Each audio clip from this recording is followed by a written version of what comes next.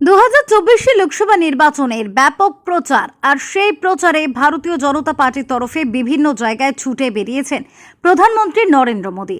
তবে এবার এর সব কিছুর থেকে একটু দূরে তিনি একান্তে মৌনতার সাথে আধ্যাত্মিক মুহূর্ত পার করছেন। শুক্রবার সকালে এই ভিডিওর সামনে এসেছে এক আন্তর্জাতিক সংবাদ সংস্থার হাত ধরে। বৃহস্পতিবার তামিলনাড়ুর কন্যাকুমারীতে হাজির হন তিনি। সন্ধ্যা 6:45 থেকে বিবেকানন্দ রক মেমোরিয়ালে শুরু হয়েছে তার ধ্যান পর্ব। তার আগে ঘুরে দেখেছিলেন ভগবতী আমান্নের উপাসনা গৃহ। এই 45 ঘন্টায় তরল খাবার গ্রহণ করে থাকবেন তিনি, পালন করবেন মৌনব্রত। প্রসঙ্গত উল্লেখ্য, আজ থেকে প্রায় 131 বছর আগে তামিলনাড়ুর কন্যাকুমারীর ঠিক এই জায়গায় ধ্যানে বসেছিলেন স্বামী বিবেকানন্দ।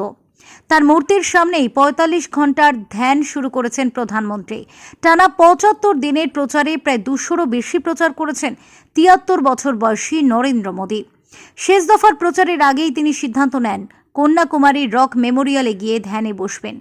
এর আগে 2019 সালে কেদারে গিয়ে ধ্যানে মগ্ন ছিলেন প্রধানমন্ত্রী। এবার তার ধ্যান নিয়ে যদিও কটাক্ষ শুরু করেছে বিরোধীরা। তৃণমূল নেত্রীর প্রশ্ন, প্রধানমন্ত্রী ধ্যানে বসতেই পারেন, কিন্তু সঙ্গে ক্যামেরা থাকবে কেন?